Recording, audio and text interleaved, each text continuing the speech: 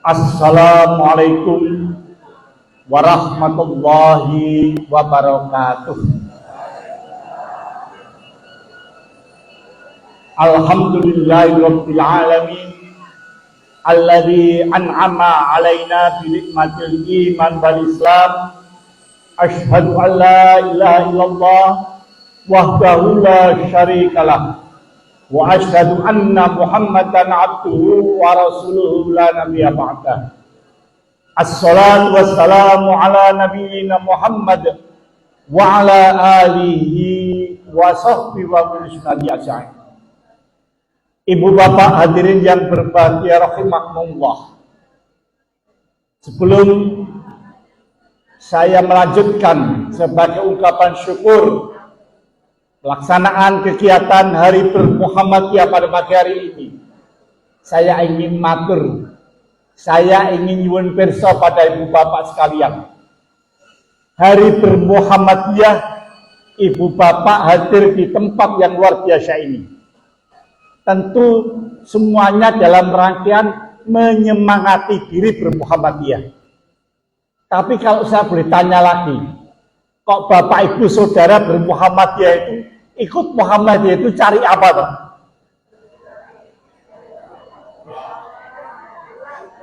Apa sih yang dijanjikan Muhammadiyah?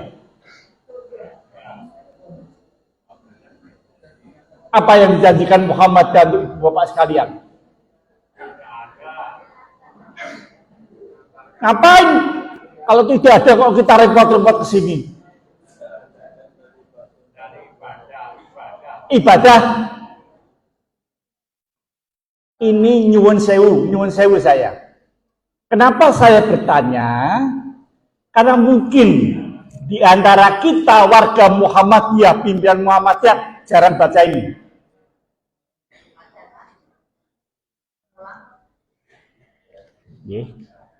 Kita pengen bermuhammadiyah itu tentu ada satu janji yang kemudian membuat kita semangat luar biasa, yaitu pada mukadimah Anggaran Muhammadiyah. Gak baik-baik bisa dikatakan. Di mukadimah Anggaran Muhammadiyah itu ditulis eksplisit nyata setelah kata baldatun thayyibatun wa rabbun ghafur, maka dengan Muhammadiyah ini mudah-mudahan umat Islam dapat diantarkan ke depan pintu gerbang surga Jannatul Na'im. Siapa yang gak ingin? Siapa yang gak ingin jadi Muhammadiyah? Kalau Muhammadiyah menjanjikan mengantarkan ibu bapak saya ke depan surga Jannatul Na'im. Apa yang ada lebih dari itu kita inginkan? Langsung ditambah ke depan surga Jannatul Na'im itu dengan keridhaan Allah. Itu yang ngendika mukadimah Anggaran Dasar Muhammadiyah. Inilah yang kemudian perlu kita sadari, perlu kita pahami. Nggak baik-baik Muhammadiyah itu mengupayakan jamaahnya dengan keridhaan Allah yang Rahman dan yang Rahim. Apa sih yang lebih daripada libtiha imardatillah?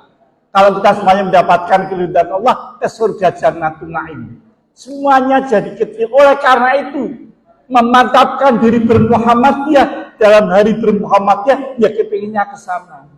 Maka Kiai Madahlan seabad yang lampau, saya membaca awal mula sejarah Muhammadiyah di Surakarta.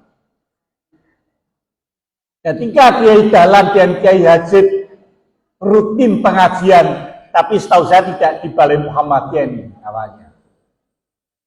Pengajian itu semuanya mengarahkan, mengajak warga kaum muslimin waktu itu ya ke surga Jannatul Na'im, meskipun caranya berbeda-beda.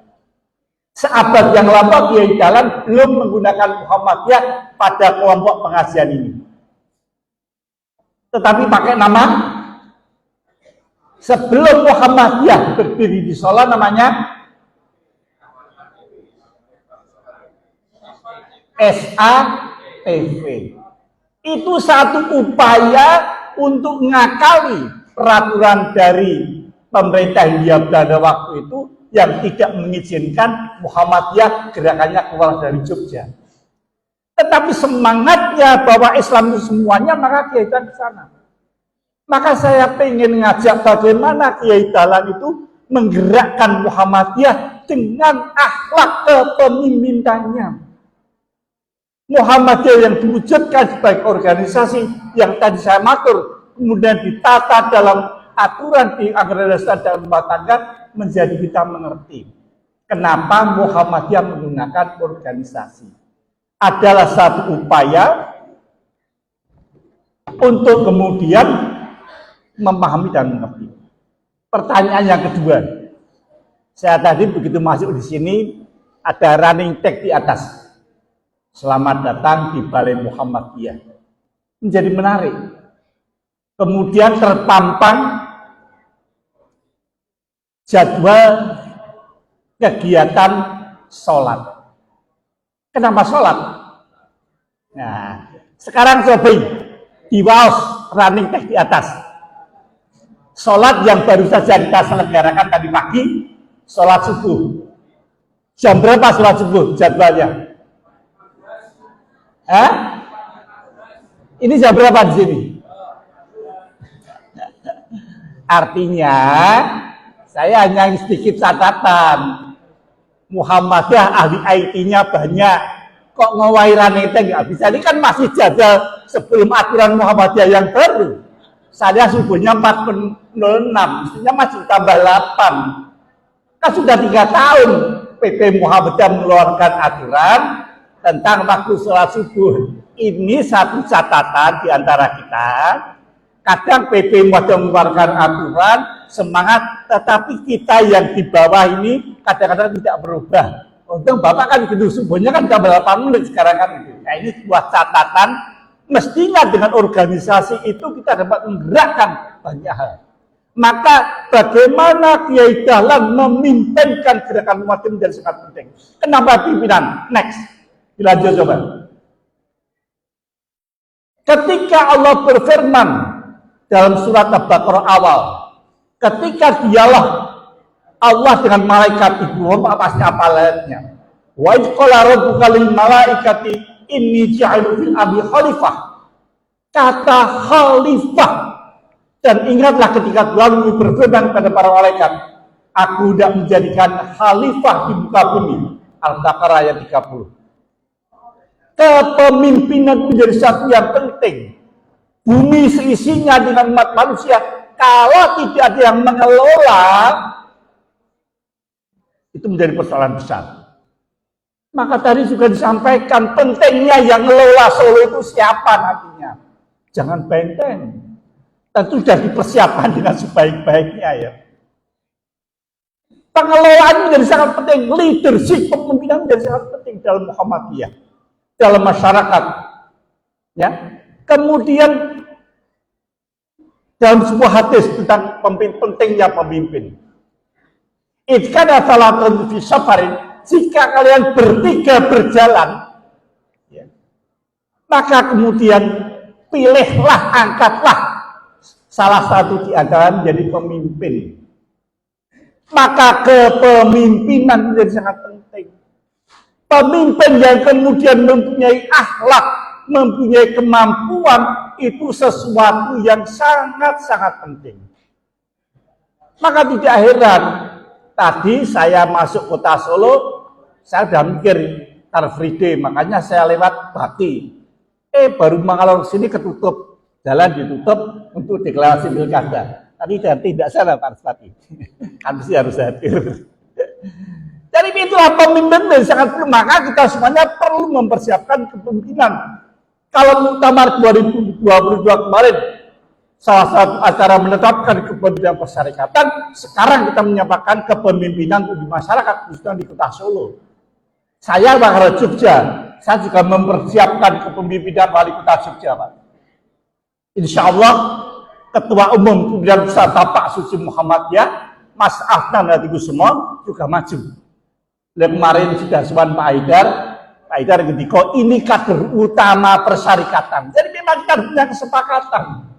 Makanya Mas Ruspati insya Allah kita dukung bersama. ibu, bapak, dan saudara sekalian, pentingnya kepemimpinan itulah yang kemudian menjadikan banyak hal harus kita persiapkan. Tetapi pemimpin yang bukan kemudian muncul begitu saja, tetapi dipersiapkan. Lanjut.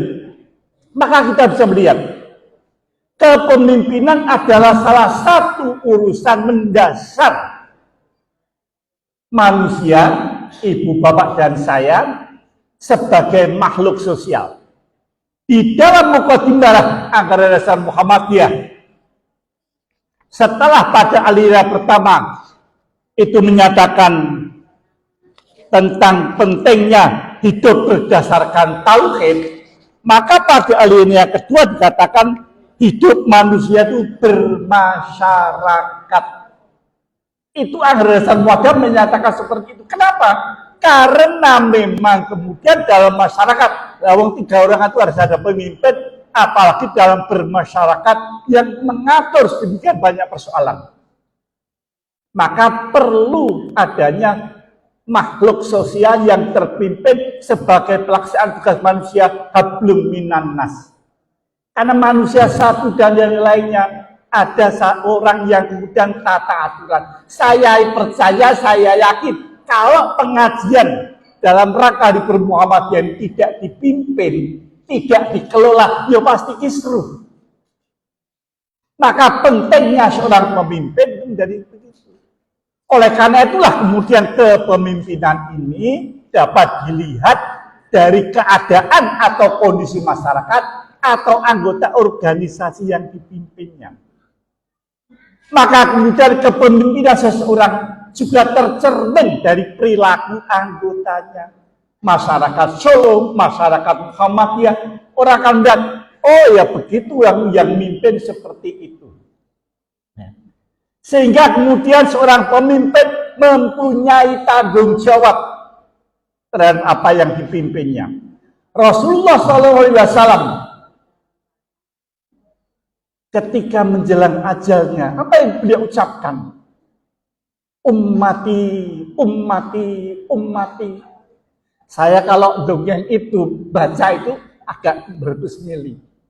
Seorang manusia terkasih dari Allah, yang hidupnya dipandu Allah, yang dijamin surga, menjelang ajalnya, ketika ummati, ummati, umat. Kenapa?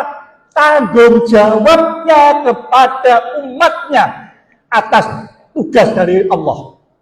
Ini juga harus tercermin dalam setiap pemimpin atau calon pemimpin, bagaimana dia komitmennya terhadap masyarakat. Maka menjadi sangat penting kita melihat Kiai Dahlan ketika sudah jelas ajalnya, beliau diminta istirahat, beliau mengatakan, waktuku terbatas, kerjaanku belum selesai, saya khawatir saya tidak bisa melaksanakan. Maka mestinya beliau istirahat di Malang, tetapi bolos dari rumah sakit untuk berdakwah, untuk menggerakkan persyarikatan Muhammadiyah. Saya nggak bayangkan kalau sahabat yang lampau, Kiai Dahlan dan Kiai Haji tindak ke Solo, tentu perjalanannya tidak secepat saya tadi ya gitu. Tentu dengan penggunaan kendaraan-kendaraan yang sangat terbatas. Tetapi karena semangat beliau yang seperti itu, rasa tanggung jawabnya sebagai pemimpin umat, maka beliau melaksanakan kegiatan. Dan kepemimpinan pertama tanggung jawab. Nek ngono, itu kemudian pasti akan menimbulkan catatan di masyarakat. Tetapi dari ide cemerlang dan inovasinya menggerakkan Muhammadiyah di Solo atau pemimpin masyarakat di Solo harus kemudian punya ide-ide yang cemerlang. Inovasi dalam rangka menggerakkan masyarakat. Akhirnya masyarakat juga merasa aku ora kosong ngerti-ngerti wis maju. Tidak merasa diperintah, tapi dan bergerak bersama. Maka Muhammadiyah ketika tadi saya matur, Muhammadiyah itu menjanjikan mengantarkan ke gerbang surga Jannatun Naim. Tugas kita lah berikutnya bagaimana melakukan inovasi. Majelis ekonomi tadi melakukan inovasi, membuat mimun. Tadi saya bincang-bincang dengan MTMC Surakarta, LPCR, bagaimana menggerakkan masyarakat melalui gerakan yang manfaat masyarakat. Apa? Sebagian masyarakat ada yang masih membutuhkan miskin air istilah saya. Maka melakukan gerakan pipanisasi. Hari Sabtu lalu saya ke Ponorogo. Saya pikir pengajian di Ponorogo malam hari di masjidnya Untas Ponorogo. Untas bagus sekali. Kemudian selesai, Pak Budi sekarang istirahat, besok baru subuh langsung berangkat. Kemana? Ya ke Ponorogo juga. Tak pikir ini dekat. Ternyata kemudian saya diajak ke sebuah desa, ngerayon, desa Gedangan, naik bukit, daerahnya kurang subur. Tetapi di atas saya ketemu sebuah masjid, pimpinan ranting Gedangan, Kecamatan Ngerayon. Semangatnya luar biasa. Memang tidak bisa mengumpulkan sejumlah ini. Tidak terlalu banyak, tapi ibu-ibu dengan seragam Aisyah, Aisyah bapaknya seragam Muhammadiyah. Di sebelah masjid ada ruangan kecil milik ketua rantingnya, Niko Griyo Kulo kalian di kantor Muhammadiyah. Beliau juga mengatakan pada saya, maaf Pak, Muhammadiyah di sini belum seperti di Jogja atau di Solo. Apa kegiatannya? Saya baru bisa membuat kegiatan yang penting dirasakan oleh umat. Jadi beberapa hari sebelumnya kontak saya, Pak Budi gimana ya caranya cari tandon air. Alhamdulillah DMC sudah berhasil membuat sumur pompa sedalam 105 meter dan airnya keluar. Kemudian butuh tandon, yuk ya caranya geyeng-geyeng. Hasil itu naik presiden tandon pengajian saya bilang seperti itu. Beli 4 tandon seharga bersama pipanya 15 juta. Tasyakurnya pengajian luar biasa sambutan masyarakat. Dari pemerintah desa juga kemudian menyampaikan, Bapak Ibu mohon maaf, masyarakat di lingkungan sini tidak semuanya Muhammadiyah. Saya mohon izin tetap bisa menggunakan airnya. Wah ya harus saya katakan. Karena Muhammadiyah itu bermanfaat untuk umat. Apa Mas Bupati nanti kalau jadi wali kota hanya untuk Muhammadiyah? Tapi kan itu masyarakat semuanya, bahkan yang non-muslim pun juga menjadi tanggung jawab beliau. Ketika Kiai Dahlan ngomong sama Kiai Sugja, muridnya, dalam kisah Al-Ma'un, kan Kiai Sugja tidak mengatakan cari anak miskin, anak yatim yang muslim, enggak. Cari anak miskin, anak yatim, semua ajak sini disantuni. Bahwasanya dan mereka diajak belajar ngaji, belajar sholat itu lain. Tapi berikan masyarakat sesuai kebutuhannya. MDMC kalau kemudian di lapangan menjumpai masyarakat yang terkena musibah, kena bencana, kami tidak memberikan apa yang kami punya. Aku dua ini kok. Kami juga tidak memberikan apa yang mereka minta. Kadang masyarakat yang terkena bencana menikah itu apa-apa dijaluk padahal ora butuh. Itu yang menjadi, maka kami melakukan kajian apa yang mereka butuhkan. Maka yang kami berikan apa yang dibutuhkan masyarakat yang tertimpa bencana. Insya Allah nanti malam saya akan berangkat ke bencana Bandung dan Garut beberapa yang lalu. Karena mereka sekarang sudah mulai musim hujan yang dingin banget, membutuhkan darat, ya, hunian darurat nasional yang sudah kita bangun. Kita hitung-hitung satu darat satu keluarga itu 2,7 juta sekitar itu. Ya kita cari-cari urunan gulek-gulek kan. Karena apa? Mereka butuh itu. Jadi yang kita berikan itu apa yang mereka butuhkan. Maka seorang pemimpin Muhammadiyah ngerti yang dibutuhkan masyarakat Muhammadiyah itu apa. Seorang pemimpin wali kota juga perlu ngerti yang dibutuhkan masyarakatnya itu apa. Bukan berlaku duwe ini enggak. Maka kemudian harus ada seni untuk melakukan inovasi, untuk melakukan mengolah bagaimana dia bisa melakukan. Muhammadiyah juga harus bisa seperti itu. LPCR tadi bersama MDMC melakukan pipanisasi, menggerakkan ranting dalam mengelola sumber air di lingkungan masjid itu, membuat sumur resapan sehingga airnya berputar, bisa dimanfaatkan lagi. Sehingga kita bisa mempengaruhi orang lain bukan untuk sekedar mereka itu senang, tapi mendapatkan kebutuhannya. Oleh karena itulah Muhammadiyah tidak hanya teriak-teriak maksud dan tujuannya, tetapi yuk bareng-bareng kita berjalan menuju tujuan atau goal masyarakat Muhammadiyah. Apa tujuan Muhammadiyah? Maksud dan tujuan Muhammadiyah menegakkan dan menjunjung tinggi agama Islam sehingga terwujud masyarakat Islam yang benar-benar. Masyarakat Islam yang benar itu goalnya Muhammadiyah nanti. Tentu ada tahapan-tahapan yang harus kita lalui, melalui bantuan air, melalui hari bermuhammadiyah, memberikan kebutuhan masyarakat, menata jalan dan sebagainya. Lanjut.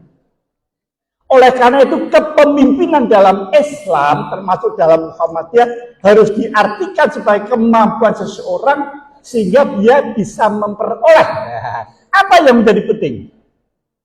Respect. Bukan masyarakat yang menghormati saya, tetapi menjadi pemimpin yang terhormat. Kiai Ahmad Dahlan, siapa yang berani menghina beliau? Ngece ada karena ketidaktahuannya, tetapi sudah menimbulkan rasa hormat kepada Kiai Dahlan. Murid-muridnya itu luar biasa hormat pada beliau. Tetapi bukan berarti beliau nggak membuka diri untuk berbeda pendapat. Saya baca di sejarah, Kiai Dahlan sering bersama Kiai Yazid pengajian di Solo di awal berdirinya STAV tadi. Tetapi perlu dipahami, Kiai Yazid ini ketika datang di Kauman balik dari ngaji, nek biyen balik sekolah pondok pesantren mungkin sekian tahun, ya ada rasa aku pinter ngaji. Ketemu di Kauman tuh, di Kauman ada kiai baru pinter banget. Kiai Yazid merasa tantang pintere kaya kemot, tantang berdebat. Padahal Kiai Yazid umurnya baru 16 tahun, Kiai Dahlan sudah 30 tahun lebih. Tetapi Kiai Dahlan itu mau berdebat dengan anak muda. Tapi akhirnya Kiai Yazid langsung samina wa atokna. Jadi Kiai Yazid kemudian malah berbaiat pada Kiai Dahlan, saya jadi murid Kiai. Maka Kiai Yazid ini nempel terus pada Kiai Dahlan. Kalau dalam riwayat Rasulullah, Abu Hurairah radhiyallahu anhu itu masuk Islamnya setelah Fathu Mekah, tapi kan beliau nempel terus sama Rasulullah sama ayatnya, sehingga banyak hadis yang diriwayatkan oleh beliau. Maka Kiai Yazid ini juga kemudian menulis buku pemikiran Kiai Dahlan. Jadi dengan memahami itu karena nempel terus. Beda dengan murid yang lain karena sudah dewasa bergerak sendiri. Ada rasa hormat, ada pengakuan. Kita mengakui pemimpin Syahid Muhammadiyah sekarang ini Profesor Haidar Rashid. Proses mengakuinya melalui muktamar.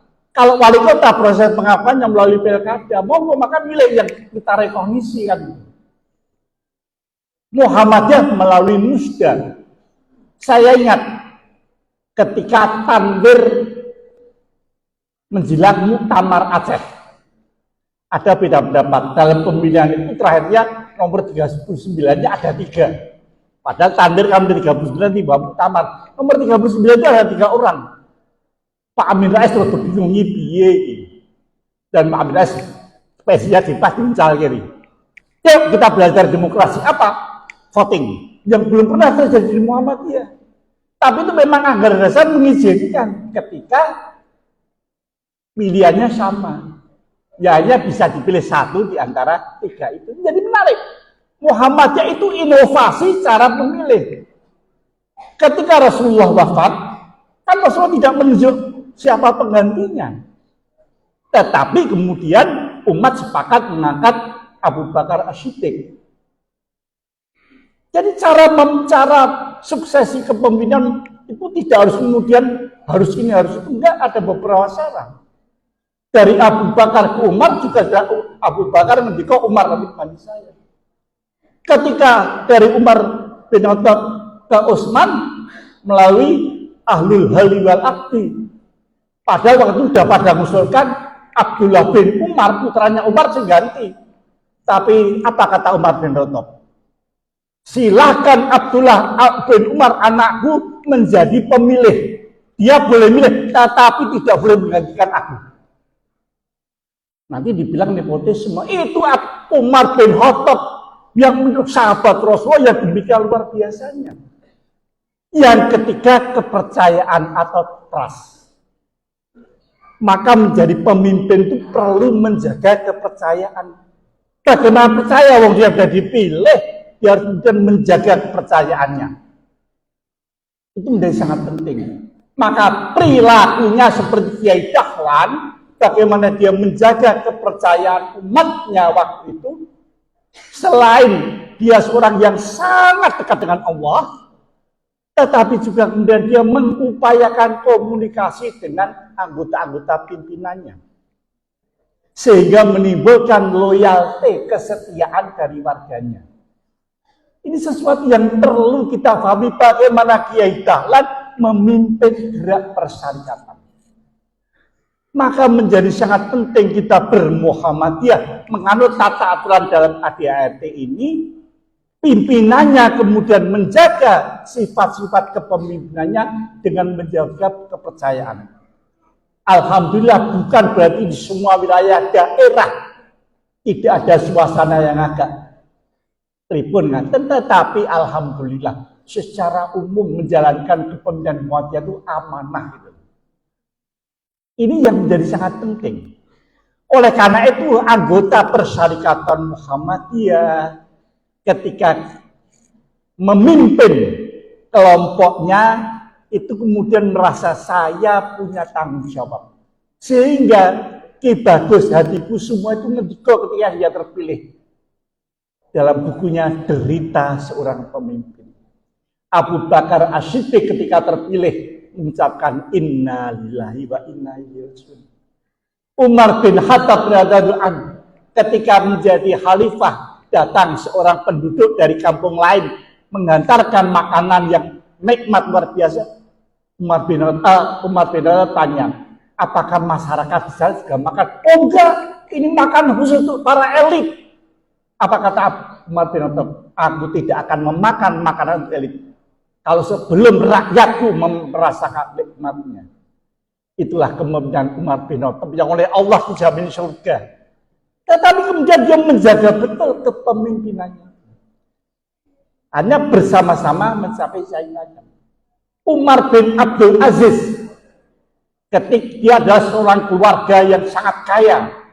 Tetapi begitu dia terpilih menjadi khalifah, gamisnya itu dihilangkan semua sakunya.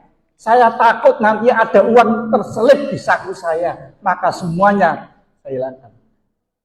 Keretanya yang dulu kereta mewah, saya ganti kereta biasa karena saya seorang pemimpin. Kiai Dahlan kita mengerti betul. Sampai akhir hayatnya, ini cerita yang jarang diketahui. Kita sering mengetahui cerita hidup-hidup Muhammadiyah, tetapi itu kapan disampaikan oleh Kiai Dahlan? Kisah itu disampaikan oleh Kiai Dahlan ketika akan wafat. Cerita bagaimana Kiai Dahlan ketika akan wafat. Didampingi istrinya, beliau mengatakan, aku wis tuwa, ketoke aku lerone wis tenanan. Aku ora iso ninggali apa-apa karo kowe kabeh.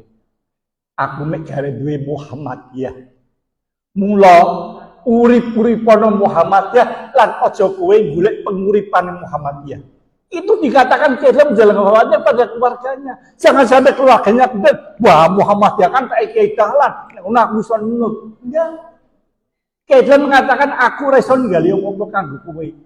Aku mek duwe Muhammadiyah. Bukannya menjadi milik ahli waris, enggak, urip-uripana Muhammadiyah lan aja kowe golek penguripane Muhammadiyah. Ini pesan Kiai Dahlan kepada keluarganya. Bukan berarti kalau orang bekerja di Muhammadiyah kemudian enggak mendapatkan ma'isyah, enggak ada ma'isyah, bukan itu.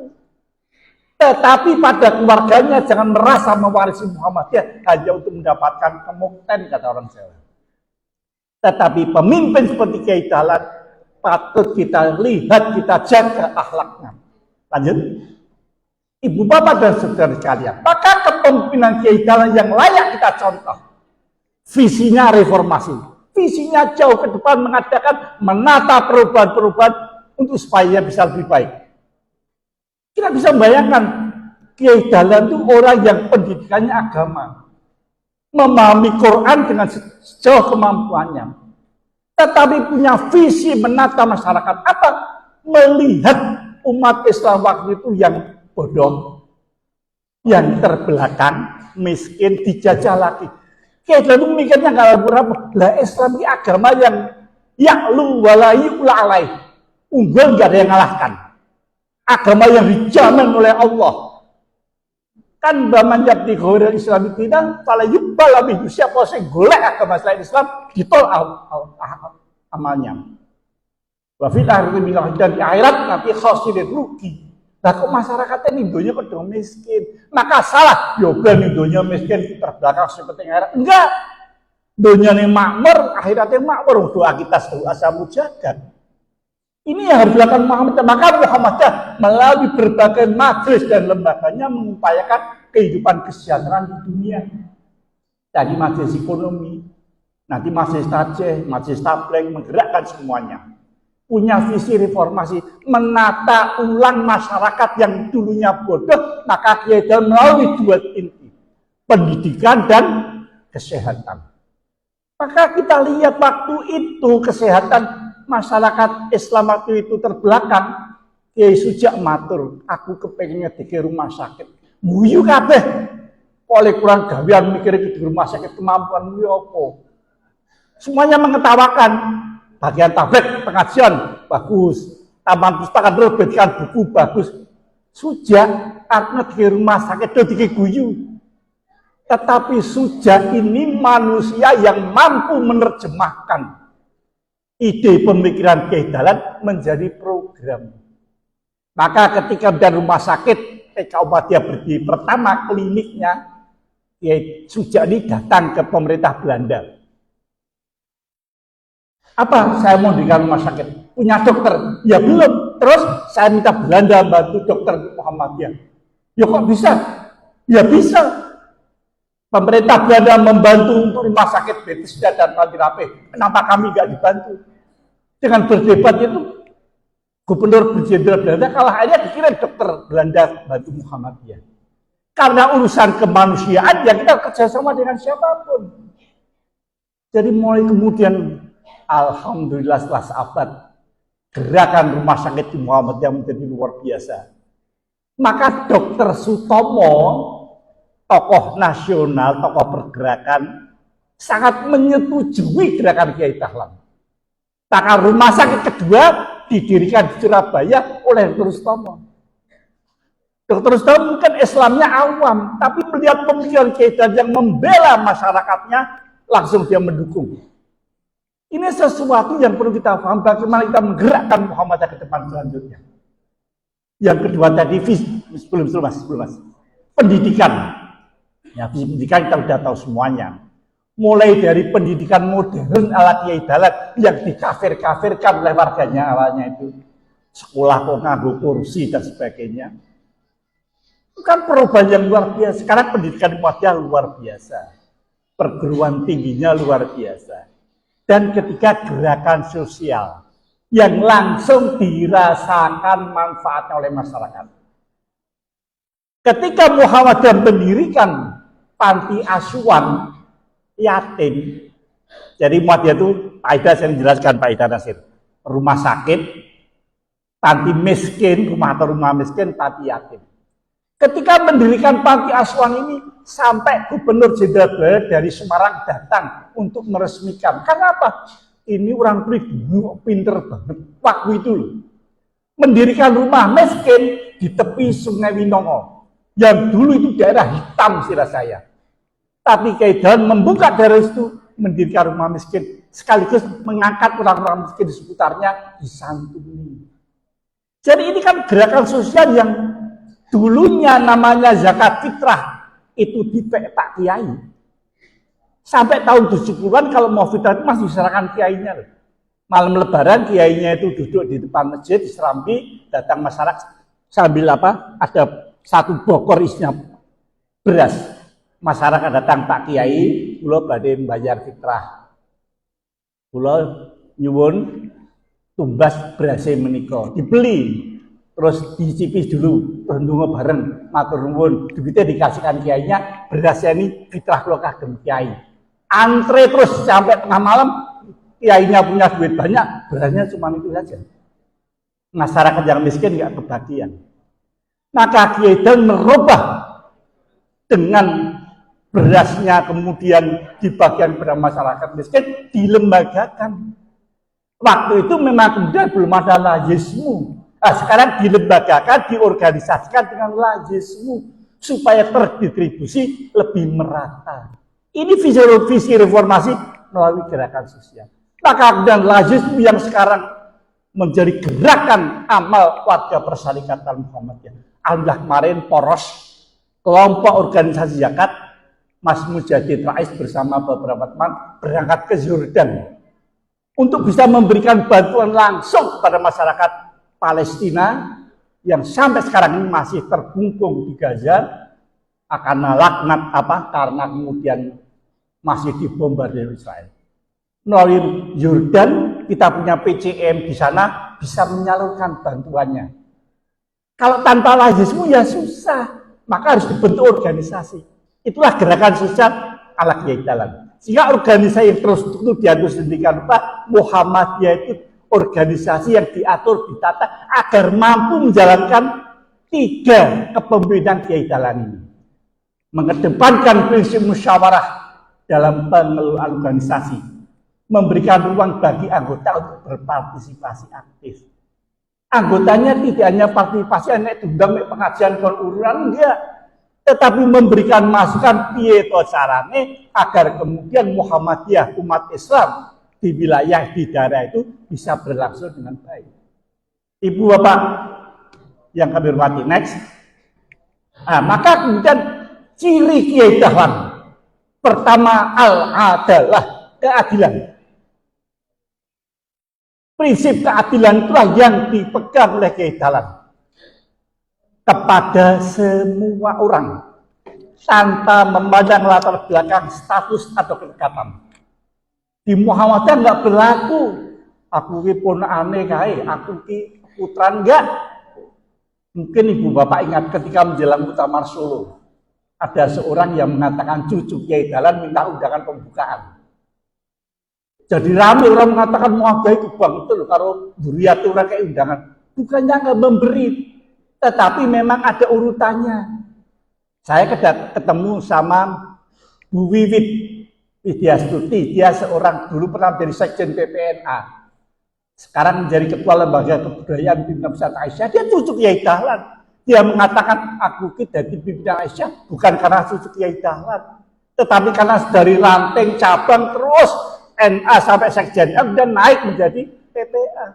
Karena kemampuannya dan keaktifannya ini menjadi sangat penting. Bukan karena kemudian aku cucu Kiai Dahlan langsung menjadi pimpin, enggak. Maka keadilan menjadi pilar dalam Islam. Dan Allah sangat mencintai orang-orang yang berbuat adil. Kan dalam semuanya. Innallaha ya'muru bil adli wal ihsan. Ciri kepemimpinan Umar bin Abdul Aziz itu keadilan. Sehingga mampu merubah masyarakat yang dulunya banyak mustahiknya, berubah semuanya menjadi muzaki. Orang kebingungan piye cara bayar zakat karena masyarakat sudah cukup semuanya. Itulah maka guna ada lazis menjadi sangat penting. Dengan keadilan kan mampu melakukan banyak. Lanjut. Yang kedua, amanah. Pemimpin Muhammadiyah harus orang yang amanah. Memimpin dengan kepercayaan dan menjaga kepercayaan. Pemimpin yang dipercaya dan merawat, menjaga kepercayaannya. Pak Air Fahrudin itu kan ketika terpilih bukan di muktamar. Ketika Kiai Haji Fakih Usman meninggal dunia seminggu setelah muktamar, PP harus mengadakan sidang pleno di Jakarta. Aja KB semua terpilih Pak Air Fahrudin. Ketika Pak Air undur ketemu keluarganya, dia mengumpulkan istri dan anak-anaknya. Aku diamanai jadi ketua PP Muhammadiyah. Kowe itu kudu ngerti, iki amanah sing diangkeke aku. Ini bukan sesuatu yang kemudian menjadikan putra-putranya mendapatkan sesuatu, tidak. Dokter Fauzi salah satu putranya itu ngomong sama saya, aku ini diulei-ulei bapak sekolah haji, pistol-pistolan zaman semanten sih. Tapi oleh Pak R waktu itu dijaluk pistol tak kayak wong liya sing membutuhkan. Itulah amanah seorang Ayah Fahrudin yang memimpin Muhammadiyah paling lama. Karena masyarakat warga Muhammadiyah melihat beliau itu amanahnya luar biasa. Ketika beliau sakit, harus operasi di Australia, wong pada ngerti, wah Pak R butuh sangu. Masyarakat urunan untuk memberikan pada beliau. Selesai dari Australia, balik lagi dan mengalami kesembuhan. Dia ngundang warga yang tadi memberi. Alhamdulillah Bu, kula sampun dioperasi. Niki sangune turah, kula balikin melih. Itu kepercayaan Pak itu luar biasa seperti itu. Sehingga masyarakat contoh seperti yang dilakukan Kiai Dahlan. Ketika beliau Muhammadiyah tidak mampu membayar guru-gurunya, ya dan nabuh kentongan siang hari. Wong do takon napa Kiai? Benda pada datang, wonten napa Kiai? Iki barang-barangku arep tak dol.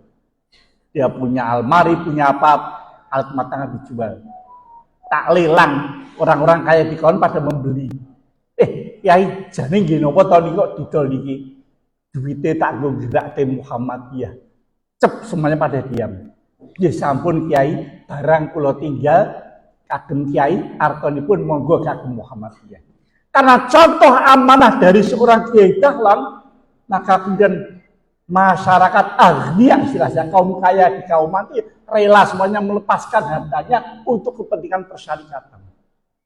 Seorang Kiai Fahrudin dalam banyak usaha beliau itu usahawan, mendirikan hotel, mendirikan percetakan.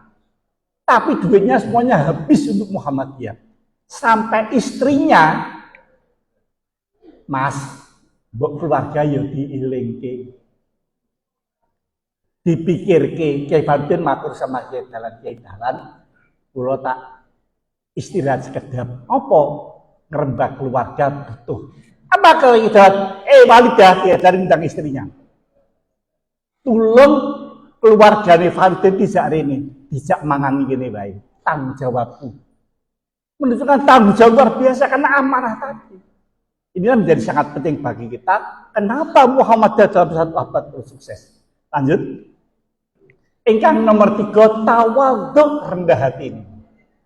Saya gambarkan dengan padi yang merunduk semakin berisi, semakin tawadhu. Kepemimpinan dalam Islam mengajarkan tetap rendah hati meskipun memiliki posisi yang tinggi. Pak R naik motor bebek Yamaha V75 tuh. Saya jemput beliau, pengajian tak boncengin Pak Bebek juga. Saya dimarah-marahi, banget loh ini jemput Pak R Pak Bebek. Ya Pak R ya seneng-seneng saya itu kan, iya ya. Tapi kan Pak R juga nggak pernah milih kendaraannya apa. Ini kerendahan dan ketawaduan. Saya memuji Pak R pernah. Pak R rumahnya itu bertetanggaan dengan teman sekantor saya. Pak R, griane Pak R itu tetangganya dengan teman saya. Seneng banget temen itu. Loh piye? Hasim sinten ngerti mangke tengah akhirat dari tahun ini Pak R teng swarga. Apa yang ucapkan Pak? Astagfirullahaladzim. Aja mlebet. Aku ki apa pantes mlebu swarga. Itu kata Pak R, orang yang tawadhunya luar biasa. Tidak ada wah aku kok. Enggak ada sifat ujub sedikit pun pada diri Pak R. Itulah akhlak pembina persyarikatan. Tetap ketika dipuji istighfar. Lanjut. Syura. Nah, ini yang sering didengung-dengungkan tapi sering diabaikan. Beda pendapat boleh, tetapi pentingnya musyawarah sehingga semua keinginan warga terakomodasikan. Alhamdulillah usulku ditompo. Ini menjadi sesuatu yang penting. Wali kota turun ke masyarakat meminta masukan. Memimpin masyarakat dengan berbagai kepentingan kan bukan gampang. Berbagai kelompok, berbagai golongan kan bukan gampang. Tapi kalau kemudian mengakomodasikan, yo nek ngono kowe kaya ngono kuwi coba dipikirke ono sing liyane. Dibuat hal yang kemudian masyarakat bisa. Yang kelima, next, ikhlas. Sesuatu yang ibu bapak semuanya sudah paham, bahwa ikhlas, kholaso murni. Ini yang perlu kita pahami bersama. Keikhlasan dalam memimpin tidak akan menimbulkan kekecewaan. Pemimpin harus memimpin dengan niat ikhlas hanya karena ridha Allah, bukan keuntungan pribadi atau popularitas. Ada gejala orang-orang sekarang itu yang penting populer. Masyarakat seneng karena populer, padahal tidak substantif pada pokok persoalannya. Yang penting gawe masyarakat seneng ternyata malah menyesatkan. Ini menjadi penting untuk dipahami. Keikhlasan dalam bertindak memastikan bahwa keputusan diambil benar-benar untuk kebaikan bersama.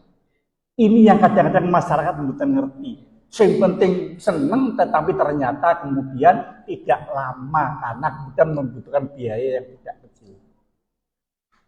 Yang keenam, sabar.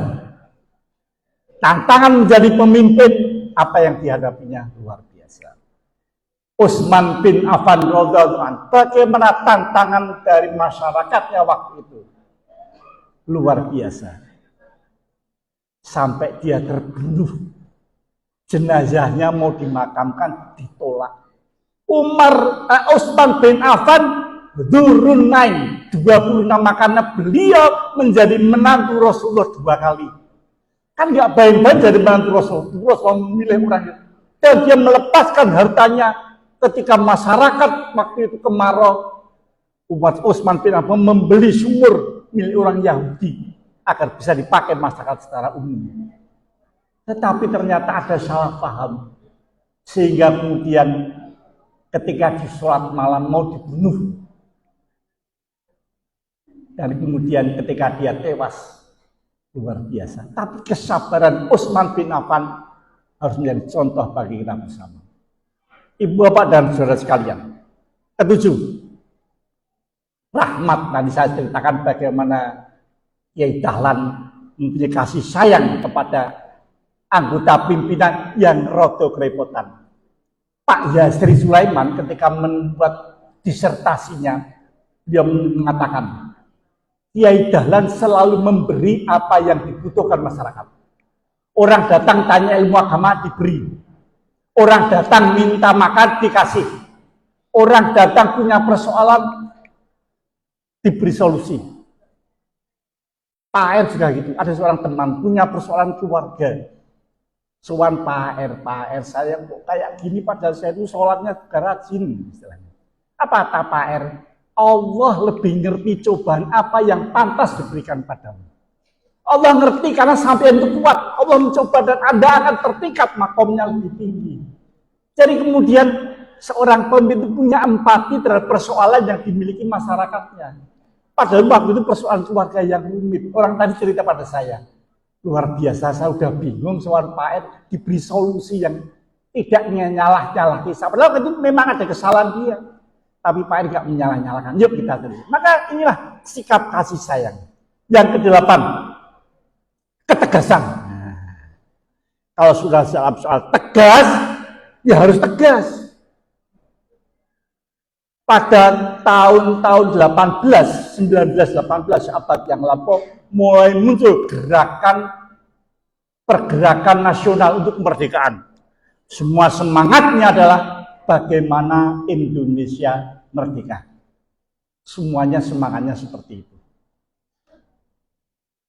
Waktu itu dalam sebuah rapat Muhammadiyah, Agus Salim datang. Agus Salim itu tokoh yang mempunyai kemampuan retorika pidato yang luar biasa.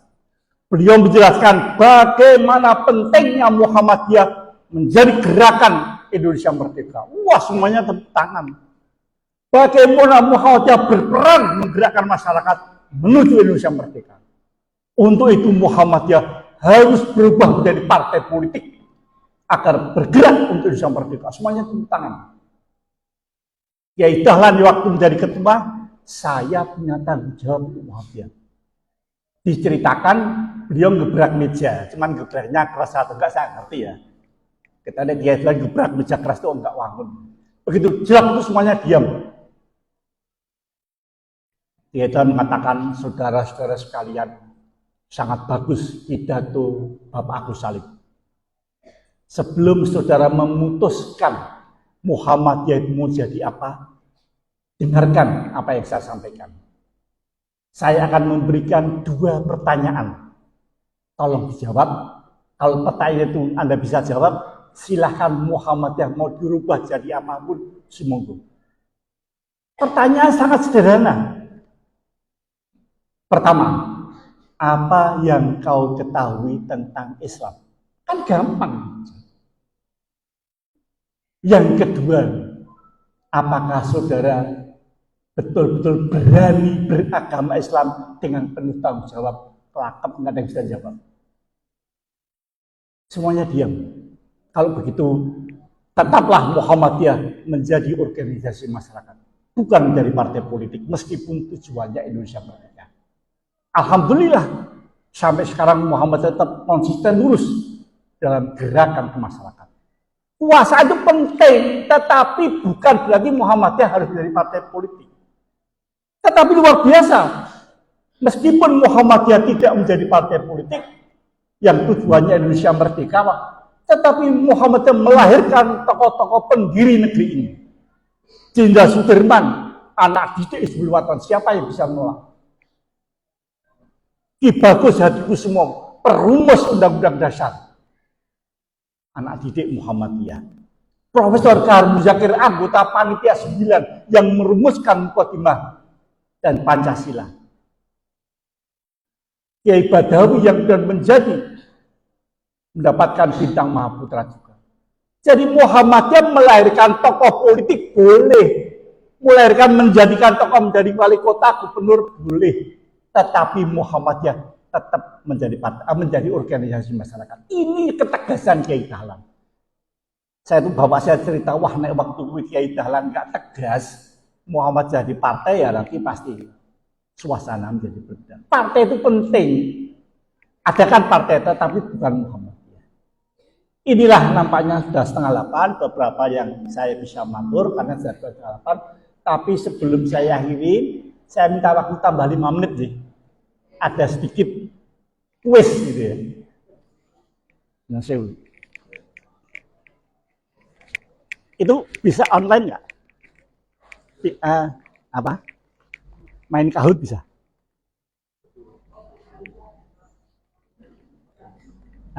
Di apa?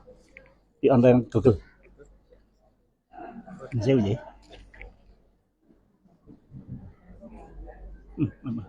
Kahoot.id. Kahoot. Kahoot.tt.id.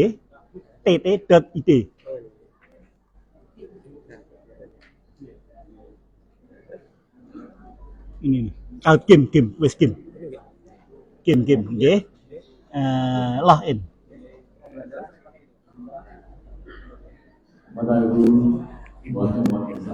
Kita bikin wes Budise 57 Budise SE 57 at gmail.com. Password Kauman GM1 ya gitu. GM1 langsung GM1 292 ya login.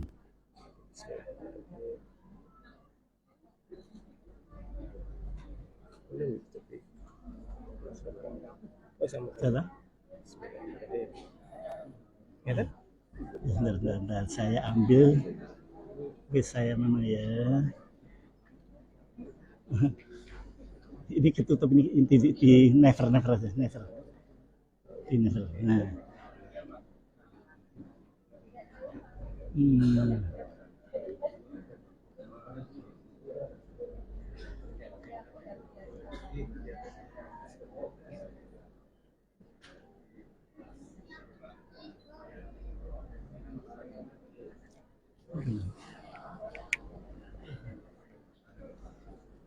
Apa? Iya, keluar dari bisa lihat saya kutip keluar dari ini. Ya, ini play 9 September 2024 adalah sebesar play Solo ya. 3.400.000 Banyak baik main bareng.